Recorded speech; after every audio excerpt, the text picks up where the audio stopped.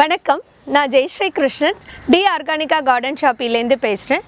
மங்கையர் உலகம் சேனலில் இயற்கையான மாடி தோட்டம் எப்படி அமைக்கிறது அதை பற்றி தான் பார்க்க போகிறோம். வாங்க போகலாமா?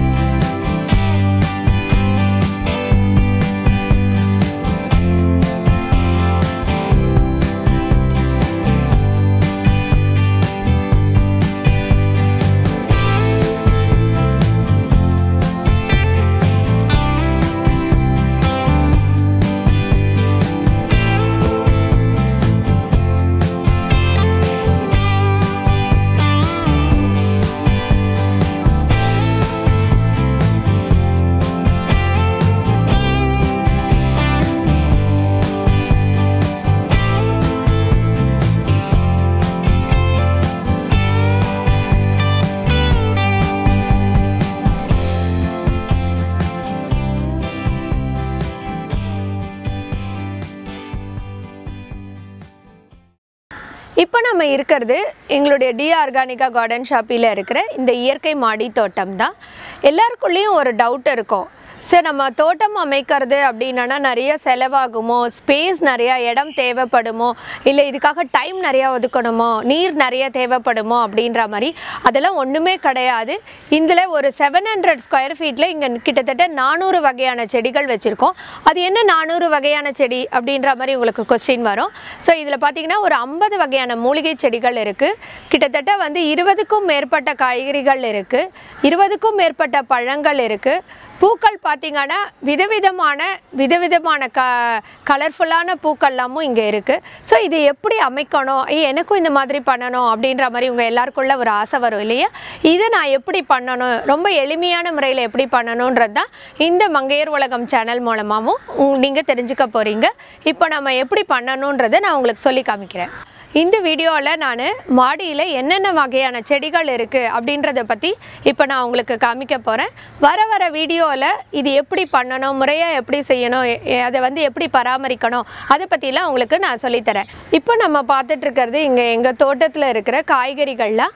நீங்கள் பாருங்கள், இங்கே கத்திரிக்காய் இருக்குது, வெண்டைக்காய் இருக்குது, இந்த இடத்துல புடலங்காய், கோங்கூரா, அவரைக்காய், இப்படி நம்ம சின்ன இடத்துலையே ஒரே ஒரு தொட்டியில் பலவிதமானதை நம்ம வளர்க்க முடியும். ஒரு பக்கம் கத்திரிக்காய் போடலாம், ஹைட்டுக்கு ஏற்ற மாதிரி கீழே ஒரு கீரையை விளைவிச்சிட்டு அதுக்கு மேலே கொஞ்சம் ஹைட்டாக இருக்கிற செடிகளை போட்டுக்கலாம்.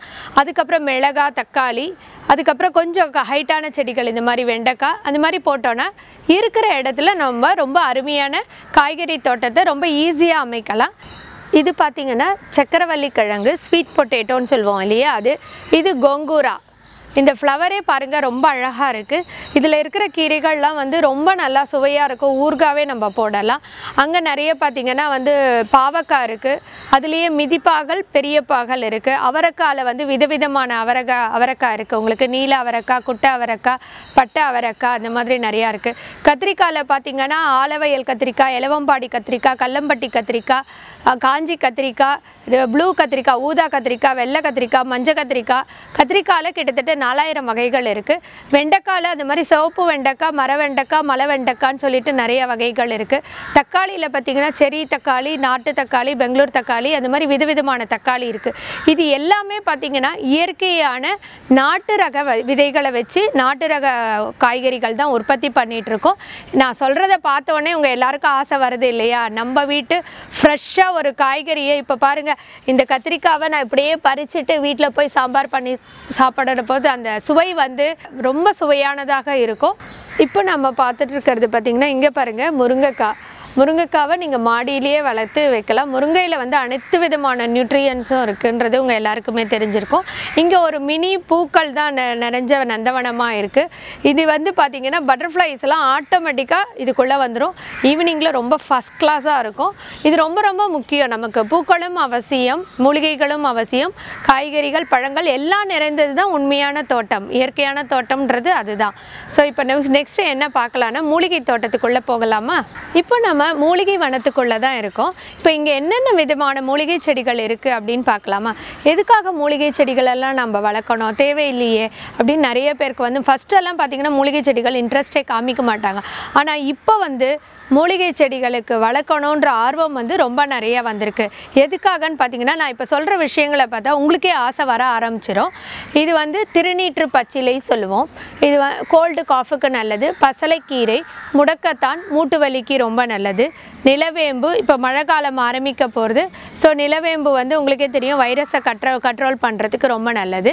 அதுக்கப்புறம் இது நீர் நொச்சி, மயில் நொச்சி, மஸ்கிட்டோஸ் வராமல் இருக்கும். இதில் சீந்தில் கொடின்னு இருக்குது, ரணக்கல்லி இருக்குது, சித்திரத்தை, திப்பிலி, இந்த மாதிரி இங்கே ஃபுல்லாக ஆடுதோடா, இது எல்லாமே வந்து விதவிதமான மூலிகை செடிகள் நம்மளுடைய ஆரோக்கியத்துக்கு நல்ல ஆரோக்கியமான சின்ன சின்ன பிரச்சனைகள்லேருந்து நம்மளை ஈஸியாக உடனே இப்போ மாடியில் வந்து இந்த 2 இலையை எடுத்து கொதிக்க போட்டு குடிக்கிற போது நமக்கு வந்து இம்மீடியட்டான தீர்வுகள் வந்து உங்களுக்கு ரொம்ப ஈஸியாக கிடச்சிரும். அதுதான் இந்த மூலிகை செடிகளினுடைய மகத்துவம். இந்த மூலிகை செடிகளில் பார்த்திங்கன்னா இது வந்து snake plant, good oxygen producer, lemon grass இருக்குது, அதுக்கப்புறம் கிரேப்ஸ் வச்சுருக்கோம். இது என்னடா நீளமாக ஏதோ தொங்கிட்டுருக்கே அப்படின்ற மாதிரி உங்களுக்கு ஆச்சரியமாக தோணும். இது ரொம்ப சிம்பிளான விஷயம், ட்ரிப் இரிகேஷன்ஸு. ஏன்னா நமக்கு வாட்டரை வந்து எப்படி சேவ் பண்ணணும், நிறைய வாட்டர் தேவைப்படுமா அப்படின்னு ஒரு கொஸ்டின் மார்க் இருக்குது இல்லையா, அதுக்கான சொல்யூஷன் தான். இங்கே விதவிதமான ட்ரிப் இரிகேஷன்ஸ் மெத்தட்ஸை ஃபாலோ பண்ணிகிட்ருக்கோம். இது பார்த்திங்கன்னா ஒரு டைப் ஆஃப் ட்ரிப் இரிகேஷன்ஸு. எவ்வளோ ஒரு செடிக்கு தண்ணி தேவையோ அந்த அளவுக்கு செடி தண்ணி மட்டும் இது மூலமாக வரும். இங்கே பார்த்திங்கன்னா விதவிதமான இந்த ட்ரிப் இரிகேஷன்ஸ் மெத்தட்ஸ் பார்க்குற போது குழந்தைகளை வந்து ரொம்ப அட்ராக்ட் பண்ணும். அது வந்து தோட்டம் அமைக்க வைக்கணும் அப்படின்ற எண்ணத்தை வந்து தூண்ட வைக்கும். அதுக்காக தான் இந்த மாதிரி ஒரு சின்ன முயற்சி நாங்கள் பண்ணுறோம். இப்போ மூலிகை செடிகளை பற்றி பேசின போது உங்களுக்கு சாதாரணமாக தெரிகிற மூலிகை செடிகளை விட இப்போ நான் ஸ்பெஷலாக சில செடிகளை பற்றி பேசுகிறேன். யானை நெருஞ்சில் அப்படின்னு சொல்லுவோம். இது கற்பூரவல்லியோட ஃபேமிலியை சேர்ந்தது. இது வந்து தண்ணியில் போட்டு குடித்தா உங்களுக்கு யானை பலம் வரும் அப்படின்னு சொல்கிறாங்க. பிரண்டையில் பார்த்தீங்கன்னா 1 முகப்பிரண்டை, 2 முகப்பிரண்டை, 3 முகப்பிரண்டை, 4 முகப்பிரண்டை, 5 முகப்பிரண்டை. பிரண்டையில் முகப்பிரண்டை இருக்குது. ஆனால் இலைப்பிரண்டைன்னு ஒன்று இருக்குது. இது பார்த்திங்களா, இது தாமரை இலை போலவே ஷேப்பில் இருக்கிறது இலைப்பிரண்டை. இது வந்து ரொம்ப மகத்துவம், வந்து பிரண்டைக்கே வந்து அதிக மகத்துவம் உண்டு. ஆனால் வந்து நிறைய பேர் அதை சாப்பிட மாட்டேங்கிறோம். அந்த வகையை சேர்ந்தது. துளசி, இது வந்து பார்த்திங்கன்னா ஓம துளசின்னு சொல்லுவோம். துளசியிலேயே நிறைய வகைகள் இருக்குது துளசியில். அதில் வந்து ஓம துளசி இது என்ன ஸ்பெஷல்னு பார்த்திங்கன்னா ஓம ஸ்மெல் வரும் இந்த துளசியில். ஸோ அதனால் இது ஓம துளசின்னு சொல்லுவோம். இன்னொன்று பெப்பர்மெண்ட் அப்படின்னு ஒன்று இருக்குது இந்த துளசி வகையிலேயே. அது வந்து நீங்கள் பெப்பர்மெண்ட் மிட்டாயை நீங்கள் சாப்பிட்ற போது என்ன ஒரு ஃபீல் வருமோ, எந்த ஃப்ளேவர் வருமோ அந்த ஃப்ளேவரை வந்து அந்த செடி கொடுக்கும். இது கிழாநல்லி, உங்கள் எல்லாருக்குமே தெரியும், மஞ்சள் காமாலைக்கு ரொம்ப ரொம்ப நல்லது. அது பக்கத்துலேயே வச்சுருக்கேன் பாருங்கள், பசலைக்கீரை. அதுவும் கிட்டத்தட்ட அதனுடைய பண்பு குணங்கள்லாம் உண்டு. ரொம்ப ரொம்ப நியூட்ரியன்ஸ் ஜாஸ்தி இருக்கிறது. குழந்தைகளுக்கு இதை வந்து ரொம்ப டே டு டே லைஃப்லேயே ஏதாவது ஒரு வகையில் இந்த மூலிகை செடிகளை கொடுக்கலாம். கஷாயம்தான் போடணுன்றதெல்லாம் ராங் கான்செப்ட். நீங்கள் தோசை மாவில் கலக்கலாம், சப்பாத்தி மாவில் கலந்து கொடுக்கலாம், கீரையாக உணவில் சமைச்சு கொடுக்கலாம். இல்லை நீங்கள் கீரை சமைக்கிற போது இந்த இலைகளை 2 போட்டு சமைச்சு கொடுக்கலாம். ஸோ இந்த மூலிகை செடிகள் வந்து பெரிய கஷ்டமான ஒரு விஷயம் அப்படியெல்லாம் நினச்சிக்காதீங்க. இது ஸ்பெஷலான மெத்தடில் தான் சாப்பிட்ணும், அதெல்லாம் ஒன்றுமே கிடையாது. நம்ம நார்மல் கீரைகள் தான். இது எல்லாத்தையும் எடுத்து நீங்கள் ரசமாக சாப்பிட்லாம், சூப்பாக சாப்பிட்லாம், என்ன விதமான ஃபார்மேட்டில் வேணாலும் இதை யூஸ் பண்ணலாம். இந்த மூலிகை செடிகளில் பார்த்திங்கன்னா சாதாரண கோல்டு காஃப்லேருந்து கேன்சர், டயபெட்டிக்ஸு அந்த மாதிரி வந்து தீர்க்க முடியாத சில வியாதிகளுக்கு கூட ஒரு அற்புதமான மூலிகை செடிகள்லாம் இருக்குது. இங்கே கிட்டத்தட்ட பார்த்திங்கன்னா ஒரு மோர் தென் ஒரு 75 மூலிகை செடிகள் வளர்த்துருக்கு. எல்லா விதமான மூலிகை செடிகளும் இங்கே டிஸ்பிளேக்கு வச்சுருக்கோம் நாங்கள். இது இப்போ நான் இப்போ சொல்ல போகிறது என்னென்னா, ரணக்கல்லி, கட்டி போட்டால் குட்டி போடும் அப்படின்னு சொல்லுவோம். Bryophyllum variety. இது வந்து urinary infection, kidney problem, kidney stone, அப்புறமா கிட்னி ஃபெயிலியர், அதுக்கே இதை யூஸ் பண்ணுவாங்க. எலும்பொட்டின்னு சொல்லுவாங்க, நம்மளோட போன் ஸ்ட்ரென்த்துக்கு ரொம்ப நல்லது. அப்புறம் 2 ஃப்ராக்சரான போனையே கூட இது ஒட்ட வைக்கிறதுக்கு இது யூஸ் பண்ணிகிட்டு இருக்காங்க.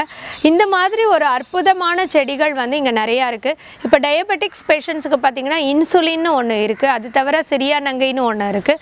இந்த மாதிரி அது ரிலேட்டடான விஷயங்கள் நிறையா இருக்குது. கேன்சருக்கு பார்த்திங்கன்னா மாசி பச்சை நல்லா இருக்குது அப்படின்னு சொல்கிறாங்க, அதுவும் இங்கே செடி இருக்குது. அதுக்கப்புறம் முள்ளு சீத்தா, அதனுடைய இலை வந்து ப்ரூவ் ஆகிருக்கு. அதனுடைய இலைகள் வந்து கேன்சர் கேன்சருக்கு ரொம்ப உகந்ததுன்னு சொல்கிறாங்க. ஸோ அந்த மாதிரி விஷயம் இருக்குது.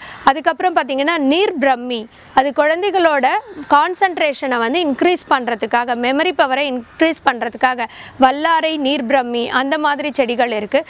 குழந்தை பிறப்பு ப்ராப்ளம் இன்றைக்கி ரொம்ப ஜாஸ்தியாக இருக்குது.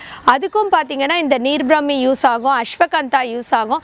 அந்த மாதிரி ஒரு அற்புதமான செடிகள் இருக்குது. பெண்களுக்கான மாதவிடாய் பிரச்சனைகளோ இல்லை வந்து வேறு கர்ப்பப்பை கோளாறுகளோ அதுக்கான செடிகளோ இங்கே நிறையா இருக்குது. எதுக்காக செடிகள் பற்றி பேசுகிறோம், ஏன் ஒரு பவுடராக சாப்பிடக்கூடாதுன்னா, எப்பயுமே வந்து ஒரு இலைய அப்படியே ஃப்ரெஷ்ஷாக எடுத்து நீங்கள் சாப்பிட்ற போது அதனோட நியூட்ரியன்ஸும் வேல்யூஸும் என்றைக்குமே ஜாஸ்தி. அதை ஒரு வேல்யூ ஆடட் ப்ராடக்டாக பவுடர் ஃபார்மாக பண்ணுற போது அதனுடைய வேல்யூஸும் கொஞ்சம் கம்மியாகும். ஸோ அதனால தான் நான் வந்து ரொம்ப இன்சிஸ்ட் பண்ணுறது வந்து என்ன அப்படின்னு கேட்டிங்கன்னா, மூலிகை செடிகளை வளங்க, அதுலேருந்து டைரெக்டாக பலனை எடுத்துக்கோங்கன்னு. ஆனால் இது எல்லாமே நம்ம எப்படி கன்சியூம் பண்ணணும்னு கேட்டிங்கன்னா, ஒரு முறையான மருத்துவரோட ஆலோசனைப்படி நம்ம இதை கன்சியூம் பண்ணணும். ஏதோ செடியை வளர்த்துருக்கோம் அப்படின்னு சொல்லிட்டு டெய்லி 1 சாப்பிட்றது, டெய்லி 2 சாப்பிட்றது, அந்த முறையே பண்ணவே கூடாது. ஒருத்தரோட பாடியினுடைய ஸ்ட்ரக்சர் வேறு மாதிரி இருக்கும், அவங்களுடைய ப்ராப்ளம்ஸ் வேறு மாதிரி இருக்கும். அதுக்கேற்ற மாதிரி தான் நம்ம இதை வந்து உணவில் உட்கொள்ள வேண்டும். முறையான வழியில் தான் நம்ம எடுத்துக்கொள்ளணும். இப்போ பார்த்தீங்கன்னா உங்களுக்கு பழச்செடிகளை பற்றி சொல்ல போகிறேன். இது வந்து நெதர்லாண்ட் ஆரஞ்சுன்னு சொல்லுவாங்க, கமலா ஆரஞ்சு வெரைட்டி. இதில் குட்டி குட்டியாக நிறைய இப்போ பார்த்திங்கன்னா நிறைய பழங்கள் வர ஆரம்பிச்சிடுது. இப்போ சீசன் ஸ்டார்ட் ஆகிடுது. எலுமிச்சம் பழத்தில் சைஸில் தான் இருக்கும். ஆனால் வந்து சுவை பார்த்திங்கன்னா கமலா ஆரஞ்சு சுவை இருக்கும். இது பிபிக்கு ரொம்ப நல்லது. இது வந்து அவுரின்னு சொல்லுவோம். இது பார்த்திங்கன்னா நம்ம ஹெர்பல் நேச்சுரல் ஹேர் டை. நீங்கள் வந்து கெமிக்கல் ஹேர் டையை யூஸ் பண்ணுறீங்க இல்லையா, எப்படி மருதாணியை செம்பருத்தி எல்லாம் தலைக்கு தேய்ச்சிக்கோன்னு தெரியும், இந்த அவுரி வந்து இண்டிகோன்னு சொல்லுவோம். இதுதான் நமக்கு பிளாக் கலரை கொடுக்கறது. நேச்சுரல் ஹேர் டையில் இதை தான் யூஸ் பண்ணுறாங்க. நம்ம டைரெக்டாகவே இதை வந்து தலையில் தேய்ச்சிக்கலாம். அதுக்கப்புறம் சப்போட்டா இருக்குது. இங்கே நாகவல்லி அந்த மாதிரி இருக்குது. ஏன்னா பாம்பு வராமல் இருக்கிறதுக்காக சில பேர் அதெல்லாம் பயப்படுவீங்க. அது வராமல் தடுக்கிறதுக்காகவும் இந்த மாதிரி செடிகளை நடுவில் வைத்திங்கன்னா பாம்பு வராது. ஏன்னா பாம்போட தோல் சுருங்கிடும். அதனால் இந்த மாதிரி இடத்துல இந்த மாதிரி செடிகளை வைக்கிற போது பாம்பு வராமல் இருக்கும். ஸோ இது நிலவேம்பு. இது வந்து சிங்கப்பூர் செரின்னு சொல்லுவோம். இது வந்து பழங்களும் நிறைந்திருக்கும். நடுவில் பூக்கள், பழங்கள் எல்லாமே கலந்தா மாதிரி தான் என்னுடைய தோட்டம் அமைஞ்சிருக்கும். இப்போ பார்த்திங்கன்னா இந்த இடத்துல வந்து உங்களுக்கு ஆடு தோடா இருக்குது, பூக்கள் இருக்குது. இந்த பக்கத்தில் பார்த்திங்கன்னா இலந்த பழம் வந்து மாடியில் இருக்குமான்னு கேட்பீங்க. இங்கே நம்மளோட மாடியில் பார்த்திங்கன்னா அத்தி, dragon, grapes, passion fruit, star fruit, இலந்த பழம், ஆரஞ்சஸ், அதுக்கப்புறம் வந்து பார்த்திங்கன்னா சாத்துக்குடி, எல்லா விதமான சப்போட்டா, நான் சொன்ன மாதுளம், எல்லா விதமான பழங்களையுமே நம்ம மாடி தோட்டத்தில் அமைக்கலாம். இடம் மட்டும் கொஞ்சம் இருந்ததுன்னா அதை எப்படி அழகாக அமைக்கணுன்ற முறை தெரிஞ்சதுன்னா நீங்கள் எல்லாத்தையும் கொண்டு வரலாம். இங்கே பார்த்தீங்கன்னா ஒரு அற்புதமான ஒரு செடி. இது பேர் வந்து ஆல் ஸ்பைசஸ்ன்னு சொல்லுவோம், சர்வ சுகந்தி அப்படின்வாங்க. அது பேர்லேயே தெரியுது உங்களுக்கு அதனுடைய அற்புதம் என்னன்னு. ஒரே ஒரு இலை, இந்த ஒரு இலையை எடுத்துட்டு நீங்கள் பிரியாணியோ எது பண்ணாலுமே இதை பார்த்தீங்கன்னா கிட்டத்தட்ட வந்து சில பேர் 14 விதமான ஸ்பைசஸோட நியூட்ரியன்ஸு, ஃப்ளேவர்ஸ், டேஸ்ட் வருன்றாங்க. சில பேர் வந்து 42 வகையான ஸ்பைசஸோட நியூட்ரியன்ஸு, டேஸ்ட்டு வருது அப்படிங்கிறாங்க. இந்த ஒரே ஒரு இலை போட்டால் போதும். இது பட்டை கிடையாது, பட்டை வேறு செடி வச்சுருக்கேன் நான், கிராம்பு வேறு செடி வச்சுருக்கேன். இது ஆல் ஸ்பைசஸ்ன்னு சொல்லுவோம்.